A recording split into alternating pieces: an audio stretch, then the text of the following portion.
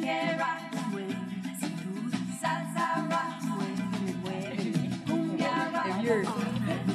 Latino.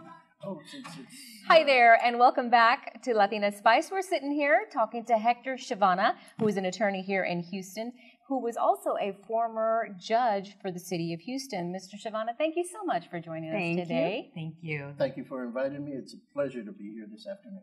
Excellent. We've got a lot of questions. I know you cover a lot of law, different criminal, civil, as well as, help me out here. Some administrative. Administrative, that's the one I keep forgetting. You even had some judge experience. Yes. Tell us a little bit about that, your experience as being a judge and all that. That was at the City of Houston, the municipal courts, the so-called traffic tickets. I was a part-time judge some years ago, and I was in that capacity for about 5 to 6 years. But then I had to return to full-time practice of law. But it was a very interesting experience, something that I learned quite a bit on the other side, being on the other side of the bench, as it were. You certainly get a different perspective once you have an experience like that, and I've gained from that experience. So sitting on the bench, you must have heard a lot of very spectacular stories, huh? Many cases. Anything that sticks out in your mind that you want to share with us? That is really funny, maybe? I think you have one. We kiss and tell around here, by the way. Well, one that sticks out in my mind was a lady who had been summoned to court on a traffic ticket, and a very attractive lady, but she got the idea that she should start disrobing herself in court, and my goodness. I told the bailiff that's not, we cannot have that. So in court? Yes. Wow, what was the case about? Well, it was just a traffic ticket, I believe. It was for speeding, but she was adamant as to why she had received this ticket. She didn't understand, and I presume she wanted to make her point by disrobing. And how did she? What was she doing? Well, she was starting to unbutton her blouse, and did she want the ticket dismissed? That's what I'm saying, right? But that's not the way to get it dismissed. At least not in my court. Right. Another case, huh? Yeah. And this is while you were a judge, correct? Yes. And I have to tell you. ¿Era Latina o era? It was. Oh, please don't tell me it was Latina. I know. It was an Anglo lady. And, okay. Good. But Latinas, we're still good. We're still good. But attractive lady. But no, we cannot have that in a court of law. So she was admonished to stop doing that, and I had her sit for a few minutes to compose herself. And we went on to reset her case, so she should hire an attorney to represent her properly. And properly, not an attorney that disrobes. That's correct.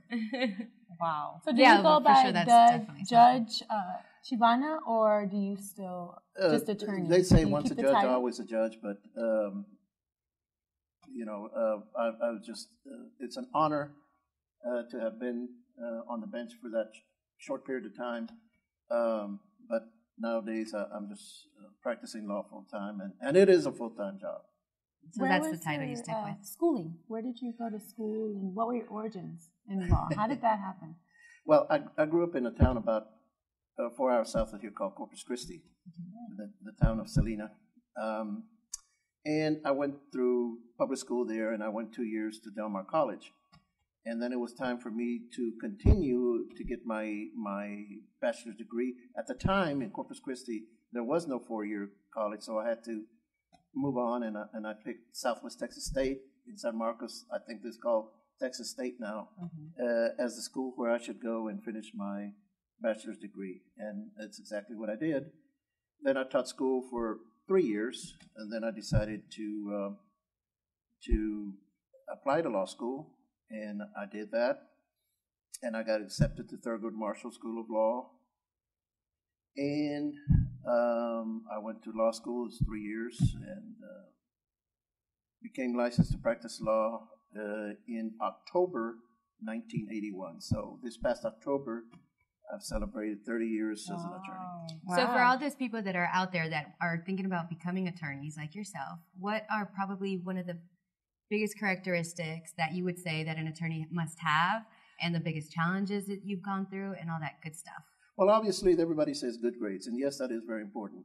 To get good grades in high school, therefore, you can go on to college at the university, get good grades there. GPA is very important because that's one of the measures that's taken into considerations when you apply to law school. One thing that some people are advised that are considering law school is take political science.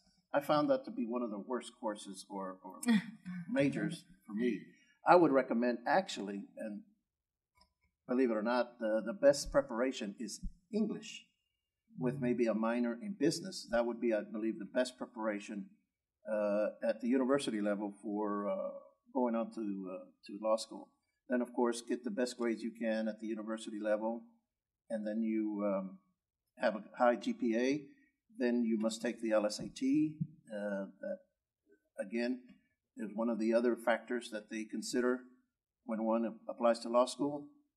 And again, do your best in that and preparing for that. Right. Back in the day when I was going to take the LSAT, they had no refresher courses. You just bought a book and kind of brushed up on your own. Nowadays, they have refresher courses YouTube for everything. Yeah, all that good stuff. exactly. Yeah. And in fact, my son is taking a refresher course, and he'll be taking the LSAT in February. Oh, so he's following your footsteps. Yes. So I couldn't talk him out of it. let me ask you this: when you were young, was there someone that maybe you looked up to that kind of inspired you to go into law? Yes, my dad. Your dad? Okay. Oh, wow. He was not a lawyer. ¿Qué era el dicho? Ay, ¿cuál era el dicho que decimos que no cae muy lejos del árbol? Oh, the apple doesn't fall far from the tree. Yes, but there was a, de De tal palo, tal palo. tal astilla. He was not an attorney. He didn't get past the 6th grade. He was in World War II and served his country with dignity and valor. So he didn't have time to have much formal education, but he always admired lawyers for some reason or another. That he admired them, and he talked to me a lot about that. And I guess it just kind of rubbed up on me that maybe some way I would honor him by becoming an attorney, and I think he was. I think he was honored. Yes. Where was he born and raised? He was born. He was born in a little town in South Texas called Farfurias. Oh yeah. I'm from down. Yeah, we're from down there. When everybody is in town, the population is 10,000. You say You're you're from there? Christmas. Yeah, I'm from no, South. area. I'm from My South father. of Oh, okay. Falfurrias. And he grew up there as a young man. He went to the CCC camps, Civilian Conservation Corps. That was the program from President Roosevelt to put young men to work during the Depression, and he was one of those young men. They were paid $30 a month. $25 went home, and they get to keep $5. Wow. So after that, he went into the service. After that, World War II started, and after that, he met my mom, and they married, and I grew up in Corpus Christi. Wow. Well, we want to definitely learn a little bit more about you, and we have a lot of more questions for you. So be sure to stay tuned, and we'll be back with Mr. Hector Chavana.